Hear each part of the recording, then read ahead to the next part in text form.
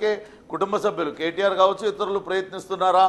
అందుకే ఇప్పుడు కేటీఆర్ కూడా ఆమె ప్రస్తావన ఎందుకు తీసుకురాలేదు? ఒకవేళ నిజంగానే దానిపైన మాట్లాడడానికి ఉంటే కవిత చేసిన వ్యాఖ్యలపైన ఏదో ఒక రకంగా మాట్లాడి ఉండేవాళ్ళు. కానీ ఎక్కడ కూడా మాట్లాడకుండా కేవలం కాంగ్రెస్ పార్టీని విమర్శించడానికి, అటు ముఖ్యమంత్రి రేవంత్ రెడ్డిని విమర్శించడానికి మాత్రమే పరిమితమవడం పట్ల అటు కాంగ్రెస్ నేతలు విస్మయం వ్యక్తం చేస్తున్నారు. ప్రస్తుతం మనతో ఎమ్మెల్సీ అద్దంకి దయాకర్ ఫోన్ లైన్లో అందుబాటులో ఉన్నారు.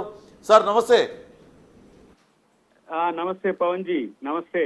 ఇప్పటిదాకా కేటీఆర్ మాట్లాడిందంతా కూడా చూసాం. నిన్న కేసీఆర్ చుట్టూతా దయ్యాలు ఉన్నాయంటూ కవిత చేసింది. దాని మీద ఎక్కడా కూడా మాట్లాడకుండా అసలు కాంగ్రెస్ పార్టీ తెలంగాణకు పట్టిన దయ్యం, అటు ముఖ్యమంత్రి రేవంత్ రెడ్డి తెలంగాణకు పట్టిన దయ్యం అంటూ ఆయన చేసిన వ్యాఖ్యానాలపైన మీరు ఎట్లా చేస్తారు?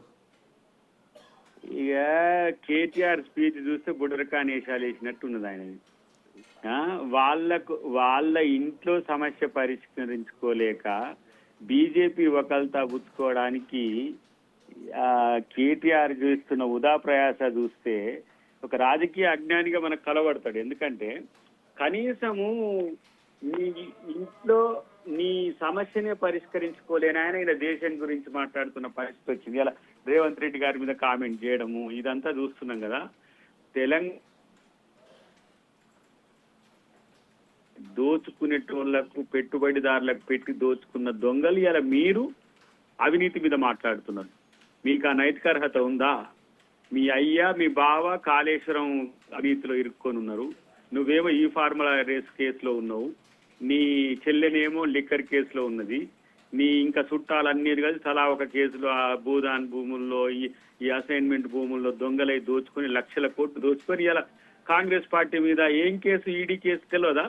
ఈడీ కేసు బీజేపీ సోనియా గాంధీని రాహుల్ గాంధీని ఇలా ఇరుక్కున పెట్టడానికి పెద్ద ఎత్తున కుట్రతో కొన్ని సంవత్సరాలుగా చేస్తున్న కుట్రలో ఇలా వాళ్ళు రేవంత్ రెడ్డి గారి పేరు ప్రస్తావన చేస్తే ఈడీ పేరు పెట్టింది ఇట్లా అని చెప్పేసి కారు కూతలు కూసుకుంటా నీ పిచ్చిని ఇలా దేశానికి తెలియజేస్తున్న వ్యక్తిగా కనబడుతున్న తప్పితే ఇంకొకటి కాదు.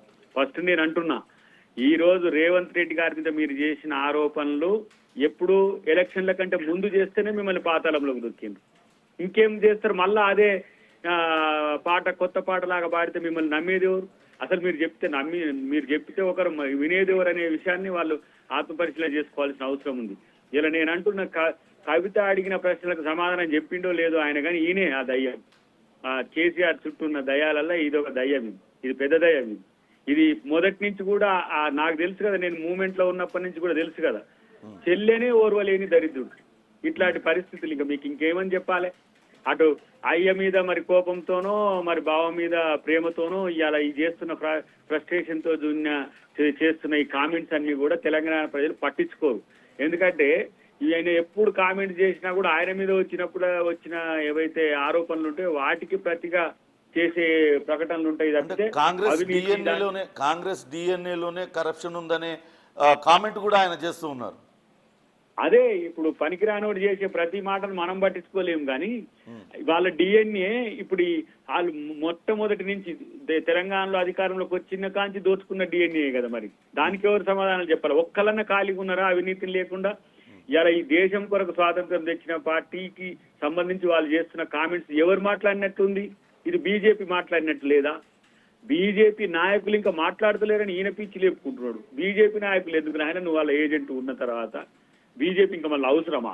కాబట్టి అలా బీజేపీ బీఆర్ఎస్ కలిసి ఇప్పుడు కవిత చేసిన కామెంట్లలో కూడా 2 నిమిషాలు ఎందుకన్నావు నానా, నువ్వు ఇంకా కొంచెం 10 నిమిషాలు అంటే బాగుండని చెప్పేసి కవిత అన్న స్టేట్మెంట్ ఎట్లా ఉందో ఇప్పుడు ఈయన బీఆర్ఎస్ లో ఉన్న కేటీఆర్ బీజేపీ ఏజెంట్ కంటే ఎక్కువ బీజేపీ కూడా లేని బీజేపీ వాళ్ళు కూడా మాట్లాడిన అంశాల మీద ఈయన ముందొచ్చి మాట్లాడుతున్నట్టు ఏమనుకోవాలి? గుమ్మడికాయ దొంగనకు ముందే ఇలా భుజాలు దడుముకున్నట్టుగా మనం అనుకోవాల్సిన అవసరం ఉంది. కాబట్టి డెఫినెట్ గా ఇది కేవలం తన పార్టీలో వచ్చిన సంక్షోభానికి సంబంధించి, తన పార్టీలో వచ్చిన పరిస్థితులు తనకు వ్యతిరేకంగా మారుతున్న పరిస్థితిని ఎదుర్కోవడానికి పెట్టిన ప్రెస్ మీట్ తప్పితే రేవంత్ రెడ్డి గారు ఇదేం కొత్త ఏం కాదు. 100 కేసులు ఉన్నాయి.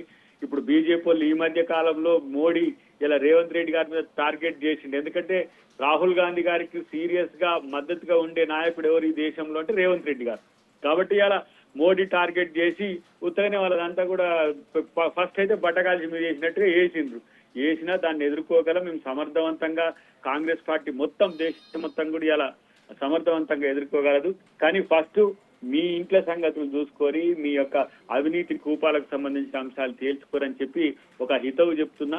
ఇంకా ఇప్పటికి కూడా ఆ పార్టీ ఏంది బతుకుతుంది, ఇంకా మేము రాజకీయాలు చేస్తాము, ఇంకా మేము కాంగ్రెస్ వ్యతిరేకంగా పోరాడతాం, లేకపోతే ఇంకా మేము ఏ విధంగా చేస్తామని చెప్పి కేటీఆర్ అనుకుంటుండో కానీ ఆల్మోస్ట్ ఆల్ అది డెడ్ ఎండ్కి వచ్చిన పార్టీ. కాబట్టి అది ఒక రకంగా ఒక ఫ్రస్ట్రేషన్ తో కూడిన ఆ క్లోజింగ్ స్టేట్మెంట్స్ గా మనం చూడాల్సిందే తప్పితే దాంట్లో పెద్ద పొలిటికల్ శాంటిటీ ఉందని అనుకోవడానికి అవకాశమే లేదు. అన్నిటికంటే ముఖ్యంగా ఫస్ట్ ఇవాళ మెయ్యకాడికి పోయి కూర్చొని చెల్లె ఇట్లా చేసింది ఎట్లా అంటే ఆయన నిన్నే తిడతాడు, నువ్వు చేయబట్టి నాయన ఇట్లా అయింది, దాన్ని ఎల్లగొట్టాల్సి వచ్చిందని చెప్పి అంటాడు. కాబట్టి అలాంటి ఏడ తట్టుకోవడానికి ఇబ్బందులు వస్తాయని చెప్పి ఈరోజు కేటీఆర్ చేస్తున్న ఈ ఫ్రస్ట్రేషన్ వ్యాఖ్యల్ని కాంగ్రెస్ పార్టీ తీవ్రంగా వ్యతిరేకిస్తుంది, ఖండిస్తున్నది. అంటే ఈడీలో నేషనల్ హెరాల్డ్ కేసులో ఈడీ రేవంత్ రెడ్డి పేరు ప్రస్తావించడం, ఛార్జ్షీట్లో రేవంత్ రెడ్డి పేరు ప్రస్తావించడం 4 కోట్ల తెలంగాణ ప్రజలకు అవమానం అని కేటీఆర్ అంటున్నారు. మీరు చేసిన అవినీతి కూపానికి ఎప్పుడో ఈ దేశంలో తెలంగాణను మీరు అవినీతి దాంట్లో చేసిన ఒక ఎన్నిక 3,000 కోట్ల రూపాయలని దేశం కాదు ప్రపంచం మొత్తం మొత్తుకున్నది. ఇలా కాళేశ్వరంలో ఎన్ని వేల కోట్లు తీసుకున్నారో, మొత్తం 7 లక్షల కోట్ల అప్పుల్లో మీరెంత దోచుకున్నారో రేపు ప్రతి ఒక్కటి బయటకు వస్తుంది. కాబట్టి వాళ్ళు అందుకనే నేను ఇప్పుడు చెప్తున్నది చాలా స్పష్టంగా చెప్తున్నా, వాళ్ళ సమస్యలను అధిగమించడానికి చేస్తున్న ఒక పిచ్చి ప్రేలాపన తప్పితే కేటీఆర్ మాటల్ని నమ్మాల్సిన అవసరం లేదు. కేటీఆర్ మాటల్లో విలువ లేదు. కేటీఆర్ నాకు తెలిసి నేను అనుకుంటున్నా ఇంకా సమస్యల్లో కూరుకోబోతున్న క్రమంలో చేస్తున్న ఒక ఏమంటారు ఒక ప్రకటనలు తప్పితే దాన్ని ఎవరు కూడా పట్టించుకోరని నా అభిప్రాయం. ఓకే, థ్యాంక్ యూ అర్థం